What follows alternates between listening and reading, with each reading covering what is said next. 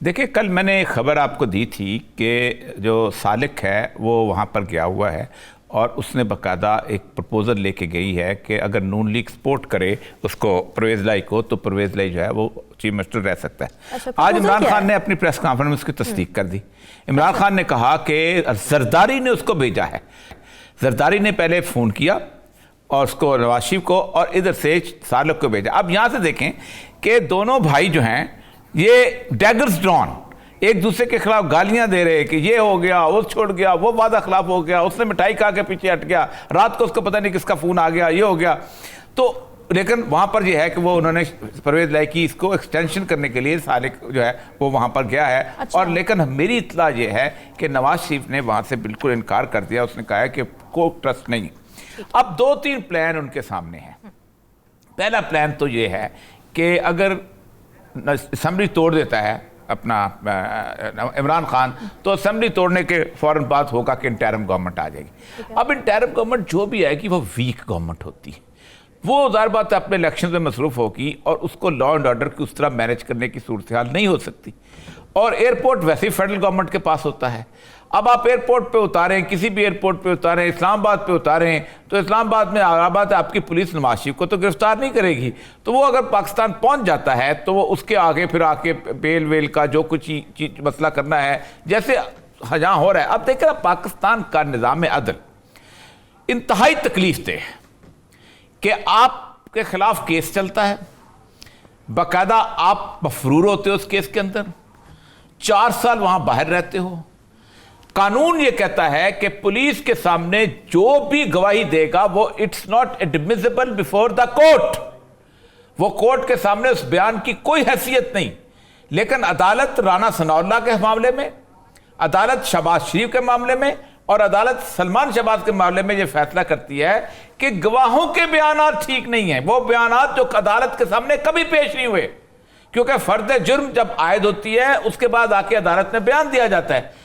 कोई बयान अदालत ने नहीं दिया, बयान दिए पुलिस के सामने, और पुलिस के बयान के ऊपर जिसको दुनिया पूरी कहती है कि इसको पुलिस के सामने बयान जो है नाकाबिले यकीन है, क्योंकि जबरदस्ती भी लिया जा सकता है, गलत भी लिया जा सकता है, अदालत के सामने नहीं हुआ, उसकी बुनियाद पर फैसले हो रहे हैं।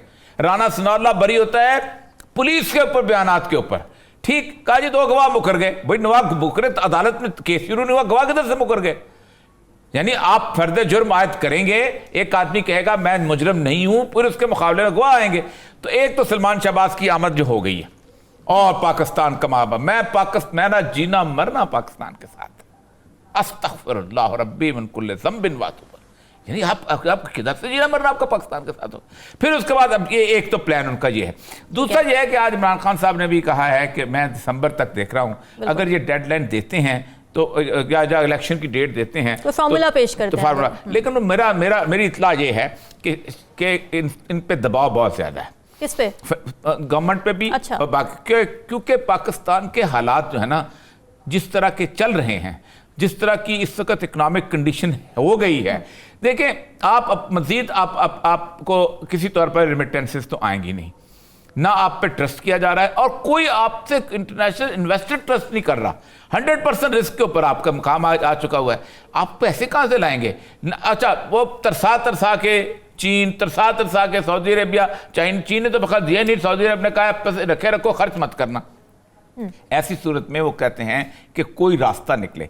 एक ही मैंने कहा था उस दिन भी हर्डल है, वो कहते हैं कुछ 6-7 महीने के लिए एक इंटरिम गवर्नमेंट आ जाए, वो इसको संभाले और ये करे, क्योंकि ये बजट जो है ना ये नवाज शरीफ शहबाज शरीफ की गवर्नमेंट बनाने के काबिल नहीं है। जून के बजट के बाद इनके रिसोर्सेज नहीं है तो बजट क्या बनाएंगे? देखें, मैं आपको अर्ज करूँ, हिलाल साहब अच्छी तजिया किया है। एक एस्टेब्लिशमेंट का एक हवा था 10 अप्रैल से पहले। मैं चूँकि तकरीबन 4 या 5 इलेक्शंस मैंने हैयत रिटर्निंग अफसर करवाए हुए हैं। अच्छा। तो मैं आपको ज़रा सा थोड़ी सी उसमें बताऊं कि एस्टेब्लिशमेंट का एक खौफ क्रिएट किया होता है और एस्टेब्लिशमेंट उसके ज़रिए लोगों को साथ लेकर चलती है। 1988 में जब बेनज़ीर का इलेक्शन आया था तो IGI बनाई गई थी और सारी पार्टियों को नवाज शरीफ के साथ इकट्ठा कर दिया गया था। उस वक़्त मुज़ामुस्सा जतोई ये सारे होते थे।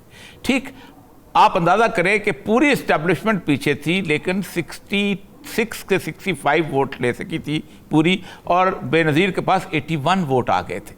और उसके बाद हुआ यह था कि बाकी पार्टियों को मिला के गुलाम इसाक खान ने मीटिंग्स की थी, उनको लेके आए थे। एक तो ये मिसाल उसकी बड़ी अहम है कि इस्टेब्लिशमेंट के फिर उसके बाद इस्टेब्लिशमेंट ने इन रोड्स बनाना शुरू कर दिए, आगे आगे आगे चलते गए। 3-4 इलेक्शंस के अंदर उन्होंने इन रोड्स बनाए, अपने इलेक्टेबल्स लेके आए। आखिरी जो मार्का हुआ था वो हुआ था परवेज़ मुशर्रफ के ज़माने में। इस्टेब्लिशमेंट का सबसे तगड़ा मार्का जो था, परवेज़ मुशर्रफ ने नैब बनाया, नैब बना के सबके खिलाफ केसेस बनाए। उन केसेस के मुकाबले में लोगों को बाकायदा ब्लैकमेल करके काफ लीग में शामिल कराया। एक तो केस का तो मैं गवाह हूं। अच्छा। कि एक बंदे को वज़ीरिस्तान का वज़ीर आला बनाना था, मैं उस केस के अंदर विटनेस था, मैं वहां लेके गया कागज। उस कागज में जो जो, जो जिस पे उसने दस्तखत किए थे बैसियत चीफ मिनिस्टर, वो कागज गायब, उस नीचे से दस्तखत गायब थे, ओरिजिनल कागज गायब था। मेरे पास फोटो कापी में दस्तखत मौजूद थे। उसने कहा ये आप फोटो कापी है, ओरिजिनल नहीं, हमारे पास ये फोटो कापी है, उसमें दस्तखत है ही नहीं। तो उसको बना दिया गया, केस बनाया था।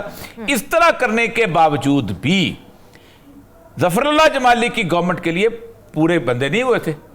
पीपल्स पार्टी ने बाकायदा 13 बंदे पैट्रियट के तोड़ के वो जो फैसल सालेयात वगैरह वो दिए थे, तब भी बंदे पूरे नहीं हो रहे थे। अच्छा। फिर एक बंदा सपाए साहबा का लेके आए थे, आजम तारक, उसको जाके जेल से निकाल के उसको वोट दिए थे।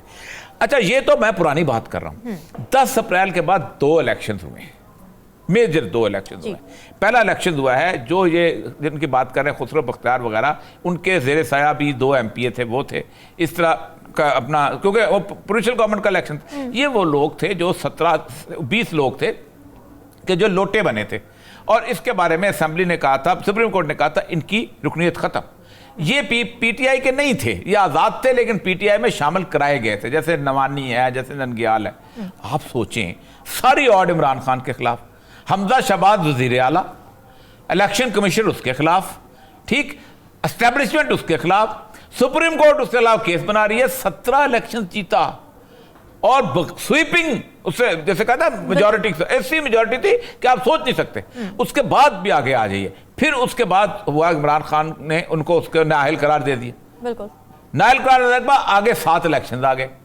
7 सीटों पे वो इलेक्शन लड़ा, 9 पे लड़ा था, 1 पे तो क्या ही था। 7 इलेक्शन लड़ा था, 1 में तो उसके शाह महमूद कुरैशी की बेटी लड़ी थी। 7 जगहों पे लोगों को पता था ये शख्स असेंबली में नहीं जाएगा, फिर भी उन्होंने वोट दिए। तो असल मसला ये नहीं है, जो बात आखिर में उन्होंने कही ना, ही इज गेटिंग स्ट्रॉन्गर। ये जितने लोग हैं ना, ये अगर जितनी देर भी लगेगी इमरान खान के हक में, पता है जितनी जल्दी इलेक्शन करा लें इनके लिए इज्जत बेहतर है। उन्होंने जलसे करने शुरू कर दिए हैं। आज देखना ना, ख्वाजा आसफ ने जलसा किया है, आज मरियम औरंगजेब और हनीफ अब्बासी ने जलसा किया है। वो वैसे तो कॉर्नर मीटिंग करते हैं, करने शुरू कर दिए उन्होंने। वो इलेक्शन मोड में आ चुके हुए हैं। असल मसला ये है कि नवाज शरीफ कैसे आए।